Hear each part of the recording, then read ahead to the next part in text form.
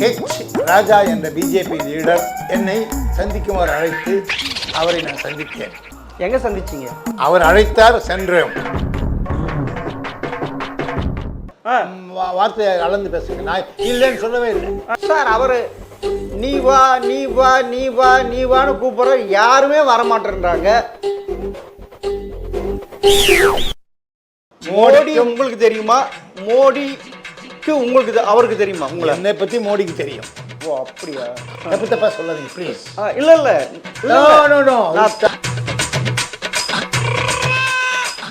பிஜேபியை ஜெயிக்க வைக்கணும் அப்படின்ற ஒரு ஆட்சியை பிஜேபி இவர் அண்ணாமலை தலைமை இருக்கிறப்ப அவருக்கு கடிதம் எழுதியிருக்கேன். என்னன்ட்டு நம்ம சந்தித்தோம்னா பப்ளிக் வெளியே வந்துடும், நம்ம லண்டனில் மீட் பண்ணுவோம்னு சொன்னேன்.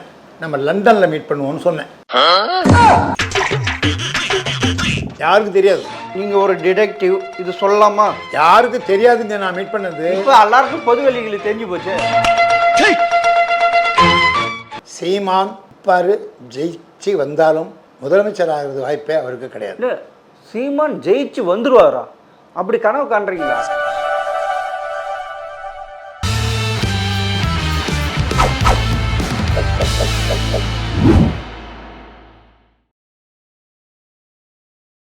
ஜெம் டிவி நேயர்களுக்கு வணக்கம். அரசியல் ஆடுகள பகுதியில் இந்தியாவின் முதல் தனியார் புலனாய்வு நிறுவனத்தை அமைத்த டாக்டர் குலோத்துங்கன் சோழனை சந்திப்பவர்கள். வணக்கம் சார். வணக்கம். ஜெம் டிவி நேயர்களுக்கு எனது பணிவான வணக்கம். கண்ணன் அவர்களுக்கும் நன்றியுடன் இப்பொழுது உரையை தொடங்குகிறேன். நேரடியாக எது வேண்டுமானால் கேளுங்கள், நான் சொல்ல தயாராக இருக்கிறேன். சார், நான் ஒன்று காத்து வாக்கில் ஒன்று கேள்விப்பட்டேன், உங்களை நிறைய பேர் வந்து பார்க்குறாங்களாமே. இன்னும் எலெக்ஷன் அனௌன்ஸ் பண்ணலை, அதனால் நிறைய பேர் தான் யார் என்பதை நிரூபிக்க வேண்டும் என்று தான் விரும்புகிறார்கள். அதனால் அனைத்து கட்சியினரும் என்னை வந்து சந்திக்கிறார்கள். அப்படியா? எதுக்கு வந்து உங்களை வந்து பார்க்கணும்? இந்த பாருங்களேன், எல்லா எலெக்ஷன்லையும் நான் அனௌன்ஸ் பண்ணியிருக்கேன்றதுனால என் மீது நம்பிக்கை வச்சு வர்றாங்க. அனௌன்ஸ் பண்ணுறது நீங்கன்னா தேர்தல் கமிஷனா? தேர்தல் கமிஷன் இல்லாமலே நான் ஒரு வாட்டி 132 சீட் ஜெயலலிதா ஜெயிப்பார்கள், 252 சீட்டில் வாஜ்பாய் ஜெயிப்பார்களோ எப்படி சொன்னேன்? நான் எலெக்ஷன் கமிஷன் கிடையாது. அந்த மாதிரி ஒரு ஆண்டு நான் சொல்லிட்டு இருக்கேன்றதுனால என் மீது மக்கள் மீது நம்பிக்கை வருது. ஜெயலலிதா மேடத்துக்கே நம்பிக்கை வந்துச்சு, கலைஞருக்கே என் மேலே நம்பிக்கை வந்திருக்க. நீங்கள்லாம் யார்? அப்போனா இப்போ ஸ்டாலின் உங்கள் மேலே நம்பிக்கை இல்லையா? இருக்கிறதுனால தான் நான் நம்பிக்கையோடு அவரோட பேசுறதுக்கு முயற்சி பண்ணிகிட்டு இருக்கேன். அவர் தான் ஒரு பெரிய குரூப்பே இருக்கு பின்னாடியே. இந்த மாதிரி எவ்வளோ பெரிய குரூப் இருந்தாலும் என்னோட இன்ஃபர்மேஷன் இல்லாமல் அவங்க ஜெயிக்க முடியாது. யார்? ஸ்டாலினே. என்ன சார் இது? அவர் தான் இப்போ ஜெயிக்க போறாருன்னு ஊர்லாம் பேசுறாங்க. அதை விட ஊரில் பேசுறது என்ன தெரியுமா? பொட்டி வாங்கிட்டு எல்லாம் பேசுறேன். நீங்களும் அப்படிதான் பேசுறீங்களா? அதை விட வேற என்ன பேசுறாங்க தெரியுமா? இந்தந்த ஊழல் இப்படி நடந்திருக்கு, இந்தந்த அசோகங்கள் நடந்திருக்கு, இத்தனை பேர் கொலை நடந்திருக்கு, இப்படி கொள்ளை நடந்திருக்குன்னு பேசுறாங்க. மக்கள் பத்தியில் மக்கள் என்ன வேணாலும் பேசுவாங்க, ஆனால் என்ன செஞ்சிருக்காங்கன்றது தான் நியாயம். அதனால் தானாக என்ன செய்யப்பட வேண்டும்னு எங்களுக்கு தெரியும். அதை அனௌன்ஸ் பண்ணி யாரை ஜெயிக்க வைக்கணுன்றதுக்கு தகுதி இருக்கோ அது நாங்கள் சொல்லத்தான் போகிறோம். சரி, ஸ்டாலின் சைட்லேருந்து வரல, வேறு யார் தான் உங்களை வந்து பார்த்துருக்காங்க இது வரைக்கும்? ஏன் சார் இந்த பேரெலாம் ஏன் கேட்குறீங்க? எவ்வளோ பேர் இருக்காங்க சார். அந்த காலத்தில் இவர் இருந்தால் தெரியுமா, ஆடுதுறை மினிஸ்டர் கோசி மணின்னு. அந்த காலத்திலேயே என்னை சந்தித்தவர் தான் கோசி மணி. அப்பன்னா எவ்வளோ பெரிய ஆள். அது இல்லாமல் அன்பில் தர்மலிங்கம் இப்போ இருக்கிற பேரன் தான் அங்கே ஆட்சி பண்ணுறாரு. அவரும் என்னை பார்த்துருக்காரு. அந்த காலத்திலே என்னை பார்த்து பல விஷயங்கள் கேட்டிருக்காங்க, நான் சொல்லி கொடுத்துருக்கேன். அப்போ சுந்தரம்னு ஐஏஎஸ் ஒருத்தர் இருந்தார். இவங்க கலைஞர் சார்பாக அவர் வந்து என்னை பார்ப்பார். இதெல்லாம் நான் ஒரு காலத்தில் நடந்த நிகழ்ச்சிகள் நான் உங்களோட ஷேர் பண்ணிக்கிறேன். எல்லாமே உண்மையான பொய் இல்லாத இன்ஃபர்மேஷன்ஸ் வித் எவிடன்ஸ். சார், இப்போ கரண்ட்டுக்கு வருவோம் சார். இப்போ எப்படி இருக்குது தேர்தல் களம்? தேர்தல் களம் ரொம்ப பிஸியாக இருக்கிற மாதிரி மக்கள்கிட்ட காமிச்சிக்கிட்டு இருக்காங்க. யார்? எல்லா கட்சியும். அதனால் இப்போ எந்த கட்சி வரப்போகுதுன்றது வந்து சொல்ல முடியாது. நான் ஒன்று சொல்ல வந்தேன்னா, நான் எந்த கட்சியும் இது வரைக்கும் சேராதவன், நடுநிலையானவன். ஆமாங்க, எனக்கு எந்த கட்சியும் கிடையாது. அப்படி பார்த்தீங்கன்னா எங்கள் அப்பா வீரமணிக்கு மேலே பெரியார்கிட்ட அன்பிணைந்து ஒருங்கிணைந்து பெரியார் எங்கள் வீட்டுக்கெல்லாம் வந்திருக்கார். தஞ்சை புன்னைநல்லூர் மாரியம்மன் கோயிலுக்கு நான் சொல்கிறேன். அந்த அளவுக்கு நியூட்ரல் கட்சி நாங்கள். சரி சார். அந்த கட்சியே என்னையும் உருவாக்கிட்டாங்க. அதனால தான் அந்த சின்ன வயசுலேருந்தே நான் எந்த கட்சியும் சேராமல். சரி சார், இப்போ கரண்ட்டுக்கு வருவோம் சார். சொல்லுங்கள். படசெல்லாம் வேணாம். இப்போ எப்படி இருக்குது திருப்பியும் கேட்குறேன், தேர்தல் காலம் எப்படி இருக்குது? திமுக கூட்டணி ஜெயிக்குமா? அதிமுக கூட்டணி ஜெயிக்குமா? சீமான் ஜெயிப்பாரா? விஜய் ஜெயிப்பாரா? இப்போ நடுத்தேர்வில் இருக்கிற ஓபிஎஸ் என்ன ஆவார்? விஜயகாந்த் கட்சி என்ன ஆகும்? அதெல்லாம் பற்றி ஏதாவது மோப்பம் முடிச்சிருக்கீங்களா? சீமான் 100% நிற்பார். ஜெயிச்சு வந்தாலும் முதலமைச்சர் ஆகிறது வாய்ப்பே அவருக்கு கிடையாது. இல்லை, சீமான் ஜெயிச்சு வந்துடுவாரா? அப்படி கனவு காண்றீங்களா? சீமான் ஜெயிப்பார்னா என்ன? அவர் சில தொகுதிகள் நின்னாருன்னா அதில் ஜெயிப்பார். அவர் 234 தொகுதியிலையும் கேண்டிடேட் நிற்க வைக்க போகிறா சார்? பாருங்களேன், நான் சொல்கிறது சில தொகுதிகள் தான் சொன்னேன். சில தொகுதிகள். ஆமாம். அவ்வளோ வாய்ஸ் இருக்கேன்னா ஜெயிப்பார்னு சொன்னேன்னா நீங்கள் 234 கிடையாது. அவர் சில தொகுதிகளில் ஜெயிப்பார், ஆனால் முதலமைச்சராக முடியாது. அது தெரியும் சார். 118 வாங்கினா தான் முதலமைச்சர் ஆக முடியும். அதனால 118 இவரும் வாங்க மாட்டார். முடவன் கொம்பு தேனுக்கு ஆசைப்படலாமா சார்? அப்படிதான் சீமானுடைய நிலைமை சார். அதே நிலைமை தான் விஜய்க்கும்.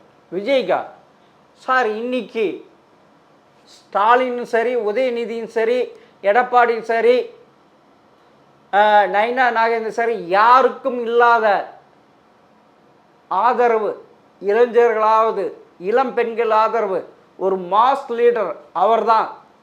கருணாநிதி ஜெயலலிதாவுக்கு அப்புறமும் அடுத்த எம்ஜிஆர் அவர் தான் சார் அப்படின்னு நீங்கள் சொல்கிறீங்க. இல்லை, ஜனங்க அப்படி வராங்க அப்படின்னு நீங்கள் சொல்கிறீங்க. ஜனங்கள் சொல்கிறாங்கன்னு கேட்டுக்கிட்டு வர ஜனங்க வர்றாங்களா? அப்படி வராங்களா? இந்த பாருங்க, வர்ற ஜனங்கள்லாம் எப்படியெல்லாம் வருவாங்கன்றது உங்களுக்கு தெரியும். உங்களுக்கு தெரியும். ஆமாம் சார். இல்லை இல்லை, நீங்கள் திமுக கூட்டணி மாதிரி அதிமுக கூட்டணி மாதிரி பிரியாணி கோட்ரு 500 ரூபா கொடுத்துக்கிட்டு வர்றது இல்லை. தானாக வர்ற கூட்டம் விஜய்க்கு ஒண்டி தான் இப்போ தமிழ்நாட்டில். ஏங்க அப்படி வர்றதாக நீங்கள் நினைக்கிறீங்கன்னு தான் நான் சொன்னேனே ஒழிய. அப்படிதான் வர்றான்ட்டு நான் எல்லாருமே சொல்கிறேன். நீங்கள் அப்படின்னா அவன் நீங்கள் சொல்கிற இல்லை, நீங்கள் எப்படி சொல்கிறீங்க? அந்த கூட்டம் வரலாம், அப்படி வரலான்றீங்களா? கூட்டத்தை பற்றி நான் பேச மாட்டேங்க, அது தேவையில்லை எனக்கு. இல்லை இல்லை, அவ்வளோ கூட்டம் வருதுன்னு நான் சொல்கிறேன். இல்லை இல்லைன்றீங்க. நான் இல்லைன்னு சொல்லலை. வார்த்தையை அளந்து பேசுங்க. நான் இல்லைன்னு சொல்லவே இல்லை. நீங்கள் சொல்கிறீங்க, நான் கேட்டுக்கிட்டு இருக்கேன். அவ்வளோதானே ஒழிய. ஆனால் அந்த மாதிரி கூட்டம் வர்றதை வச்சுக்கிட்டே யாரையும் நம்பாதீங்கன்னு தான் சொல்கிறேன். யாரும் நம்பாதீங்க. ஆமாம், அவர் உடனே முதலமைச்சர் ஆகிடுவார்னு சொல்லுவீங்களா?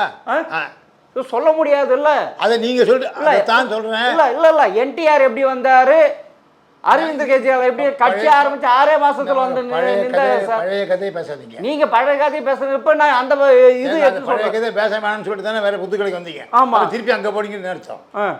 வேண்டாம். இப்ப வந்து இவர் விஜய் பத்தி நீங்க சொல்றீங்கன்னா, விஜய்க்கு கூட்டம் வருதுன்னா ரைட்டு தான். நான் இல்லைன்னு சொல்ல வரல. அந்த கூட்டத்தை வச்சு நீங்க மதிப்பீடு பண்ண முடியாது. அவ்வளவுதான் சார். 2011 ஜெயலலிதாவுக்கு அவ்வளோ கூட்டம் வந்தது தான் ஓ ஆட்சி மாறப்போகுதுன்ட்டு கலைஞரை பயந்தார் சார். திரு கருணாநிதியே பயந்தார் சார். அப்போ திரு மு.க. ஸ்டாலின் பயந்தாங்க சார். அவ்வளோ கூட்டம் வந்து சார். 2010 2011 சட்டமன்ற தேர்தலுக்கு முன்ன அப்பயே தெரிஞ்சு போச்சு அதிமுக மிகப்பெரிய வெற்றி அடைய போகுதுன்ட்டு. அதே மாதிரி தான் இருங்களேன். அப்போ டிஎம்கேன்ற கட்சி எந்த காலத்துல இதோ கொஞ்சம் கொஞ்சமாக வளர்ந்து வந்த கட்சி, அதுலேருந்து பிரிஞ்சு போன கட்சி ஆடிஎம்கே ஏடிஎம்கேன்றது எல்லாருக்கும் தெரியும். பொதுமக்கள் எல்லாருக்குமே ஏடிஎம்கேன்னு என்ன டிஎம்கேன்னு தெரிஞ்ச காலத்தில் ஒருத்தருக்கு வந்த கூட்டம் வேறு, ஒருத்தருக்குமே முன்பின் தெரியாமல் சினிமா படம் மட்டும் பார்த்துட்டு வந்தது தான் காலம் வேறங்க. அதை புரிஞ்சுக்கிட்டு பேசுங்க. ஒரு டிவியில் பேசுகிறீங்க, நீங்கள் பேசுகிறது வந்து நீங்களும் இந்த மாதிரி ஜெயலலிதாவுக்கு அவ்வளோ கூட்டம் வந்துச்சு, இவருக்கு இவ்வளோ கூட்டம் வந்துச்சுன்னு அதை பேசாதீங்க. கூட்டம் வேறு, நடப்பு வேறு. எப்போதுமே சார். இப்போ வர கூட்டத்தை வச்சு எதுவும் கணக்கு போடாதீங்கன்றீங்க. 100% கூட்டத்தை வச்சு போடக்கூடாது. அப்போனா இப்போ எப்படி தான் நிலைமை இருக்குது? திமுகவா அதிமுகவா விஜயா நாம் தமிழர் யார் களத்தில் முன்ன ஓடுறாங்க சார்? அப்படி கூட்டமாக இருக்கிற கட்சி இல்லை இல்லை. இப்போ களத்தில் யார், தேர்தல் களத்தில் யார் முன்னாடி ஓடிட்டு இருக்காங்க? இந்த பாருங்க, அந்த நிலவரம் இன்னும் ஆரம்பிக்கலை. அவங்க போராடிக்கிட்டு தான் தான் ஜெயிப்போம் நான் எப்படி ஜெயிச்ச வைக்கிறோன்ற அளவுக்கு இருக்காங்க. இல்லை நீங்கள் நிறைய தேர்தல் கருத்து கணிப்பு நடத்திருக்கீங்க. நீங்கள் ஒரு டிடெக்டிவ் ஏஜென்சி, உங்கள் ஆளுங்க நிறைய தொகுதியில் இருப்பாங்க. அப்படி இருக்கிறப்ப நீங்கள் யாராலும் உங்களால் கணிக்க முடியல இது வரைக்கும். அப்படி தமிழக தேர்தலுக்கெல்லாம் அப்படி இருக்கா? அப்படி இல்லைங்க, சொல்லக்கூடாதுன்ற முறையில் இருக்கேன், அவ்வளோதான். சொல்லக்கூடாதா? ஆமாம். அப்படின்னா சிதம்பரம் ரகசியம் அப்படின்னா இது சொல்லிட்டா என்ன ஒன்று தூக்கு போட்டுருவாங்களா? என்னால் இந்த பாருங்க, ரொம்ப அதிகமாக கேட்கக்கூடாது. நீங்கள் தூக்கில் போடுற விஷயம்லாம் இது கிடையாது. இது சாதாரண பேசிகிட்டு இருக்கோம். அப்போ நீங்கள் பேசும்போது நான் சொல்கிற சில வார்த்தைகளில் எடுத்து அந்த வார்த்தைக்கு பதில் கேளுங்க சொல்கிறேன். இல்லை, உங்களுக்கு சொல்கிறதுக்கு பயப்படுறீங்க. யார் ஜெயிச்சா உங்களுக்கு சொல்கிறது பயப்படுறீங்க? ஒரு டிடெக்டிவ் எப்போ எதை சொல்லணுமோ அதை சொல்லணும் தான் டிடெக்டிவ். இப்போ என்ன சார் சொன்னால் என்ன சார்? அது தாங்க நீங்கள் கேட்க, எப்போ எதை சொல்லணுமோ அவன் தான் டிடெக்டிவ்னு சொல்லிட்டேன். இல்லை, எல்லா கருத்து கணிப்பும் திமுக தான் ஜெயிக்கணும்னு சொல்லிட்டு இருக்காங்க. திமுக கூட்டணி தான் ஜெயிக்கணும்னு சொல்கிறாங்க. இந்த பாருங்க, நீங்கள் சொல்கிற கருத்தை நீங்கள் உங்களோட வச்சுக்கோங்க. என் கருத்தை கேட்குறேன். இல்லை, உங்ககிட்ட இருந்து கருத்து கேட்குறேன். அந்த கருத்து தான் நான் எப்போ சொல்லணுமோ அப்போ சொல்லுவேன் தான் சொன்னேன் ஒழிய நான் இன்னும் ஒன்றும் சொல்லலை. இப்போ என்ன சொல்ல வரீங்க? இருந்தாலும் நான் சில விஷயங்களை உங்களுக்கு சொல்கிறேன். சொல்லுங்கள். அது இப்போ நீங்கள் வந்திருக்கிறதே அந்த மாதிரி சில விஷயங்களை ஷேர் பண்ண தான் வந்திருக்கீங்க. ஆமாம் ஆமாம். அதில் நம்பர் 1, நீண்ட நெடுங்காலமாக ஹெச் ராஜா என்ற பிஜேபி லீடர் என்னை சந்திக்குமாறு அழைத்து அவரை நான் சந்தித்தேன். எங்கே சந்திச்சிங்க? அவருடைய வீட்டில். வீட்லையா? இங்கே இருக்கிற வடபழனியில் உள்ள அவருடைய வீட்டில் போய் பர்சனலாக சந்தித்து. எதுக்கு போனீங்க? அவர் அழைத்தார், சென்றோம். சும்மா எலெக்ஷன், இந்த பாருங்க, விளையாடாதீங்க. அவர் அழைத்தார்னா இப்போ எலெக்ஷன் வரப்போகுதுன்னு எல்லாருக்கும் தெரியும். என்னை கூட்டு சமையல் சாப்பிட்றதுக்காண்டு கூப்பிட்டாரா? தயவு செஞ்சு அப்படிலாம் கேட்காதீங்க. அவர் அழைத்தார்னால யாராச்சும் இப்போ அழைத்தார்னா கூட எலெக்ஷன் மறந்தாலும் தெரிஞ்சுங்க. அதனால் அவர் அழைத்தார், நானும் சென்றோம், நீண்ட நேரம் பேசிக்கொண்டிருந்தோம். அப்போ அவர் என்ன சொன்னாருன்னா, தயவு செஞ்சு கொஞ்சம் வெயிட் பண்ணுங்க, எப்படியாவது எங்கள் பிஜேபி அண்ட் ஏடிஎம்கே ஜாயிண்ட்டாக வெற்றி பெற வைப்பதற்கு என்ன வாய்ப்புகள்லாம் இருக்குதோ அதை செஞ்சு கொடுத்தீங்கன்னா நன்றாக இருக்கும். இந்த வார்த்தையை என்னோட கேட்டுக்கிட்டார். அப்போது நான் சொன்னேன், அவர் ஹெச் ராஜா போன்றவர்கள்லாம் எனக்கு நல்லாவே பழக்கமான நல்ல இனிய நண்பர்கள். நான் கட்சி கிடையாட்டியும் அவர் என்னுடைய அருமையான நண்பர். அந்த நண்பர்ன்ற முறையில் அவர் சொல்கிறத ஒப்பிட்டு நான் கேட்டுக்கிறேன்னு சொல்லிட்டு இந்த புத்தகத்தையே அவர் கொடுத்தேன். இந்த புத்தகம் எப்படின்னா, பிஜேபி மோடியும் அவர் 2 பேரும் சேர்ந்து இருக்கிற ஒரு ஃபோட்டோவும் இருக்குது. இதே டிஎம்கே ஃபோட்டோவும் என்கிட்ட இருக்குது. அதாவது நான் எப்போதுமே என்ன பண்ணுவேன்னா, இப்போ என்ன சொல்ல வரீங்க அதை சொல்லுங்க. இருங்க, நான் எப்போதும் என்ன பண்ணுவேன்னா, இந்த பிஜேபி ஜெயிக்கிறதுக்கும் ஒரு சப்ஜெக்ட் தயார் பண்ணி அதுக்கு ஒரு வச்சுருவேன். டிஎம்கே ஜெயிக்கிறதுக்கும் ஒரு சப்ஜெக்ட் தயார் பண்ணி கலைஞர் ஃபோட்டோ போட்டு ஸ்டாலின் ஃபோட்டோலாம் போட்டு அதையும் வச்சுருக்கேன். அந்த புக்கையும் ஃபோட்டோ எடுங்க. இப்போ நான் ஒரு எனக்கு நிறைய மக்கள் என்னை அணுகிறாங்கன்னு எப்படி தெரியுமா? அப்போ ஒரு கட்சின்னு எடுத்திங்கன்னா, ஒரு தொகுதின்னு எடுத்திங்கன்னா, ஒரு தொகுதியிலையும் 10 பேராச்சும் தன்னை எம்எல்ஏ ஆக்கிடுவாங்கன்னு நினச்சி தேடுவாங்க, நினைப்பாங்க.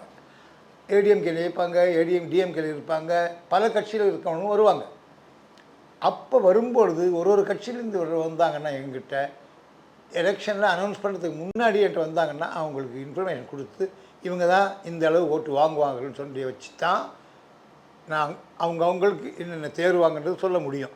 ஆனால் இப்போ நான் என்னென்னா, அது தகுந்த மாணவர்களை ரெடி பண்ணி அவங்கள வச்சு இதெல்லாம் எக்யூப்மெண்ட்ஸ் தயார் பண்ண பிற்பாடு தான் அதை ஓப்பன் பண்ணுவேன். அது வரைக்கும் தகவல்கள் வந்துகிட்டு இருக்கோம், அதை நாங்கள் சொல்ல மாட்டோம். ஏன்னா இன்றைக்கி ஒரு மாதிரி தகவல் வரும், நாளைக்கு மாறி வரும்.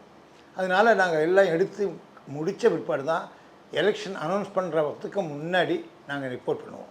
அப்படி பண்ண வரும்போது நீங்கள் இன்னொரு வாட்டி வந்தீங்கன்னா அந்த காலகட்டத்தில் சொல்லுவேன். இப்போதைக்கு உள்ள நிலைமையில் இதெல்லாம் ஒரு கட்டடம் கட்டிகிட்டே இருக்கோம், கட்டி முடிஞ்சவொன்னு தான் நீங்கள் கேட்கணுன்ற மாதிரி பல வேலைகள் பண்ணுறப்ப பலரும் என்னை சந்திக்கிறாங்க.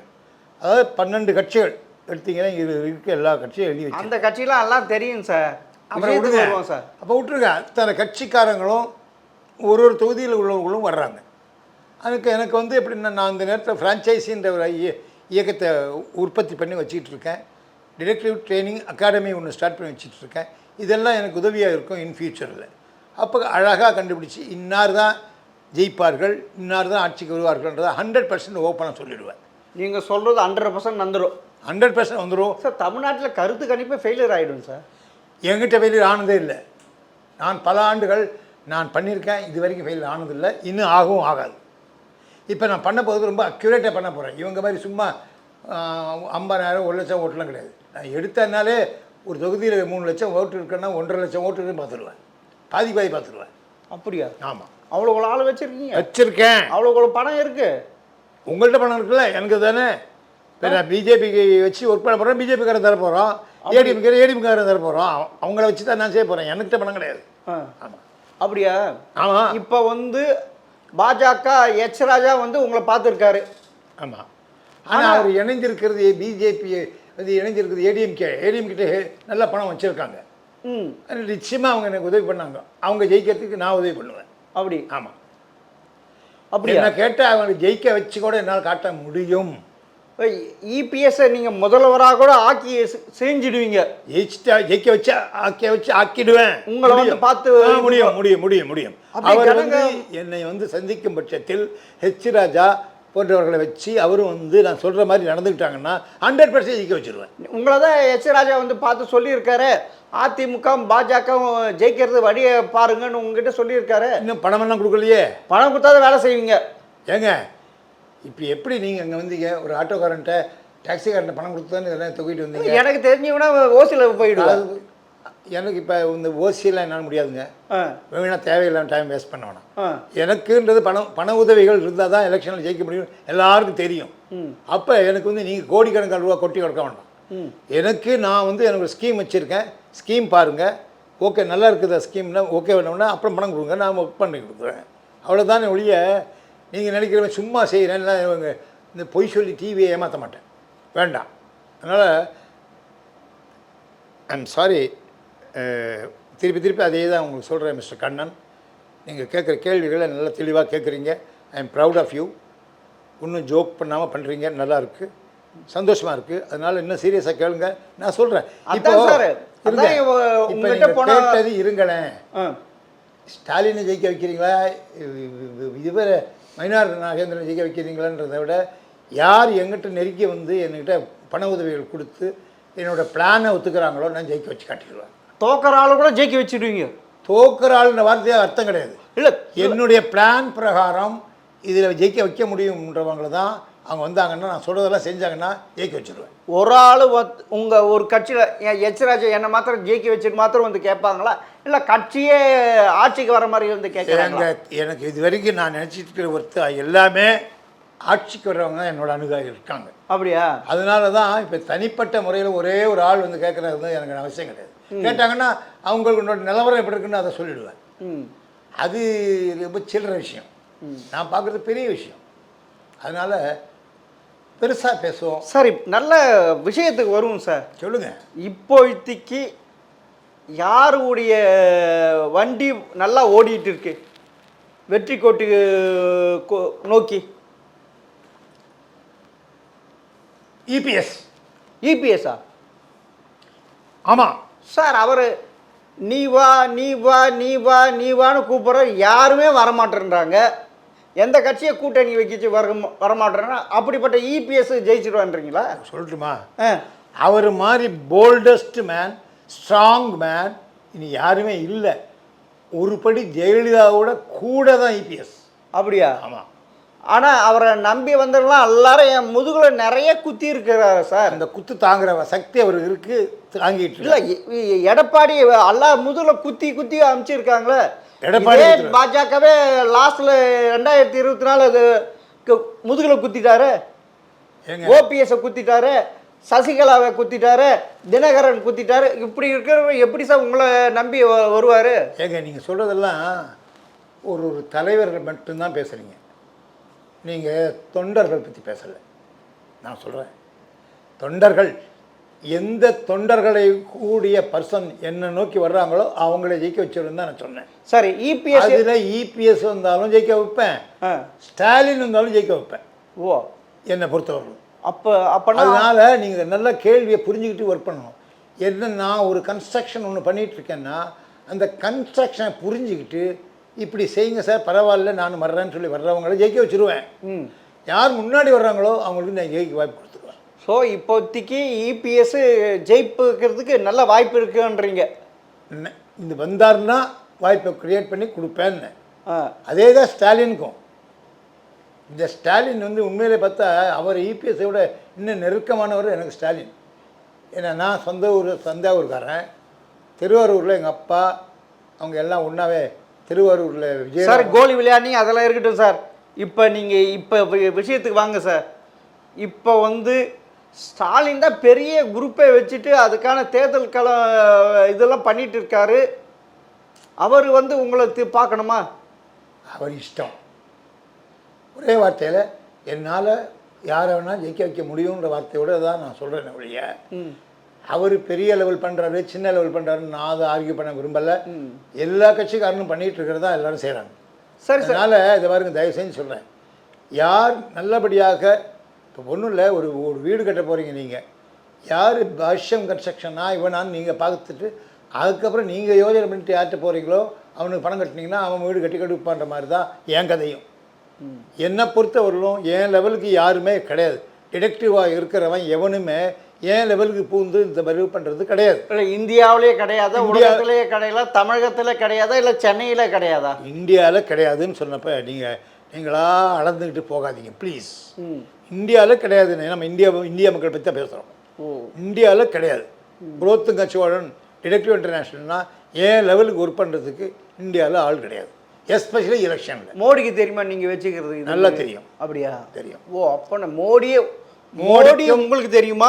மோடிக்கு உங்களுக்கு அவருக்கு தெரியுமா? என்னை பற்றி மோடிக்கு தெரியும். ஓ அப்படியா? நான் சொல்கிறது எப்படின்னா குலோத்துங்க சோழன் பிராண்டட் ஃபெலோ, இவனை பற்றி எல்லாருக்கும் தெரியும். சரி சார். அதனால் நான் வந்து அவங்க எனக்கு தெரியும் இவங்களுக்கு அது உங்களுக்கு சொன்னேன். எந்த காலத்துலேயோ இந்த மாதிரி இந்த இந்த நிலைமை எவ்வளோ பெரிய லெவலுக்கு வராமல் இருக்கிற கோசி மணி யார் பெரிய நான் சொன்னது காரணம் என்ன? சரி சார் அதெல்லாம் இருக்கட்டும். அப்போனா எச் ராஜா உங்களை வந்து பார்த்துருக்காரு, நீங்கள் போய் பார்த்துருக்கீங்க, பேசியிருக்கீங்க, இதே மாதிரி எப்படி இதெல்லாம் பண்ணிகிட்டு இருக்கீங்க. அப்போனா ஸ்டாலின் வந்து உங்களை வந்து கண்டுக்கல இது அப்போனா ஸ்டாலின் தோக்க போகிறாருன்ட்டு சொல்ல வரீங்களா? எப்படிங்க இவங்க வந்து பார்த்ததுனால இவங்க ஜெயிப்பாங்க, இவங்க பார்க்காதனால தோப்பாங்க, எப்படி சொல்கிறீங்க? தப்பா சொல்லாதீங்க ப்ளீஸ். இல்லை இல்லை ஸ்டாலினோட அமைப்பில் அவர் போகிறது வெற்றிக்கு போகிறாருன்னா வெற்றியே கிடைக்கலாம். இல்லை இல்லை நீங்கள் தோக்கற கூட நீங்கள் ஜெயிக்க வைக்க முடியும்ட்டு சேலஞ்சு பண்ணுறீங்களா? என்கிட்ட வந்தால் தானே. இப்போ வந்து எச் ராஜா வந்திருக்காருல்ல, அவங்க கூட்டணி சார்பாக இன்னும் வரலைங்க, பேசிட்டு வார்த்தையோட சரி. இன்னும் பொட்டி எவ்வளோன்ட்டு பேசலாம். நான் உங்களுக்கு திருப்பி அதையே அசிங்கமாக சொல்லணும்னு விரும்புகிறீங்களா? என்னது அசிங்கமாக சொல்லணும்னு விரும்புகிறீங்க? நீங்க பொட்டி கொடுத்தா தானே வேலை செய்வீங்க. அது திருப்பி எத்தனை வாட்டி சொல்லுவீங்க? நீங்கள் கேவலப்படுத்தாதீங்க ப்ளீஸ். பேச்சுவார்த்தை நடந்திருக்குன்னு சொன்னேன், அதுக்கப்புறம் நான் வந்து எனக்கு இன்னும் ஏன் ஆரம்பிக்கிறேன்றதுக்கு காரணம் சொன்ன பிற்பாடு அதையே நோண்டாதீங்க ப்ளீஸ். அப்போனா ஸ்டாலின் கதை முடிந்தது. திரு குலோத்துங்கன் சோழன் ஸ்டாலினை தோற்கடிக்க போகிறார். இப்பொழுது கட்டுகின்ற பிம்பமெல்லாம் உடைய போது மண்கோட்டையா போதா ஸ்டாலின்? இது என்ன வீரபாண்டிய கட்டபொம்மன் கோட்டை நினச்சிங்களா? ஜார்ஜ் கோட்டை. இது வீரபாண்டிய கட்டபொம்மன் கோட்டை தான். பெர்னாண்டஸ் ஜி என்ன சொன்னார்? இந்த மண்கோட்டையை எடுத்துக்கொண்டு தான் இப்படி குதிக்கிறாரான்னு கேட்டு அந்த காலத்தில் பேசினது. அவன் வீரத்தை பற்றி அவனும் பேசலை, கடைசி நிமிஷம் வரைக்கும் வீரத்தை பற்றி யாரும் பேசலை. அந்த மாதிரி ஒரு ஸ்டாலின் அவரோட இயக்கத்தை வச்சு அவர் என்னவோ பண்ணிகிட்ருக்காருன்னா அவர் மட்டும் இல்லை, எல்லா கட்சிக்காரனும் பண்ணிட்டு தான் இருக்காங்க. ஈவன் இபிஎஸ் கூட பண்ணிட்டு தான் இருக்காரு. மற்ற பேர் உங்ககிட்ட நாகேந்திரன் கூட பண்ணிட்டு தான் இருக்காரு. சார் எனக்கு ஒரு டவுட், மற்ற பேர் உங்ககிட்ட வந்து கேட்குறாங்க, எனக்கு நீங்கள் தான் ஜெயிக்க வைக்க, மற்ற பேருக்கு வேலை செய்வீங்களா இல்லை தேர்ந்தெடுத்து மாத்திரம் வேலை செய்வான்? அவங்க கொடுக்குற பொட்டியெல்லாம் வாங்கி வச்சுக்குவீங்களா? வச்சுக்கலாம். இல்லை சரி பொட்டியில் நீங்கள் உங்களுக்கான கூலி இந்த பாருங்களேன், உங்களுக்கான கூலி சர்வீஸ் சார்ஜ்னு ஒரு வேற, அதான் கூலி. பொட்டி நீ இவங்க வாங்குற பொட்டியை கொண்டு வந்து என்கிட்ட காட்டாதீங்க, வேணாம் வேண்டாம் தயவு செஞ்சு அப்படி சொல்லாதீங்க. அப்படி பொட்டின்னு வச்சுருந்தீங்கன்னா இந்த இவ்வளோண்டு துக்குனோண்டு ஆஃபீஸில் உட்காந்துருக்க மாட்டேன். வச்சுங்க இன்னும் பயங்கரமாக வச்சுருப்பீங்க. 5 ஸ்டார் ஹோட்டலில் அவசியம் வச்சுருப்பேன். இப்போ கிண்டியில் ஆரம்பிச்ச அந்த ஹோட்டலில் ஆஃபீஸ் வச்சுருப்பீங்க. எங்கே வேணாலும் வைப்பேன், லண்டனில் கூட வைப்பேன். ஏன் நான் உங்களை வந்து பார்க்க முடியாது சொல்லட்டுமா? பிஜேபியை ஜெயிக்க வைக்கணும் அப்படின்ற ஒரு ஆட்சியை பிஜேபி இவர் அண்ணாமலை தலைமை இருக்கிறப்ப அவருக்கு கடிதம் எழுதியிருக்கேன். என்னன்ட்டு நம்ம சந்தித்தோம்னா பப்ளிக் வெளியே வந்துடும், நம்ம லண்டனில் மீட் பண்ணுவோம்னு சொன்னேன். பதிலே சொல்லலாம் அவர்கிட்ட, சைலண்ட் ஆகிட்டார். ஆனால் இப்போ பப்ளிக்கே உங்களை மீட் பண்ணியிருக்காரு எச் ராஜா உங்களுக்கு.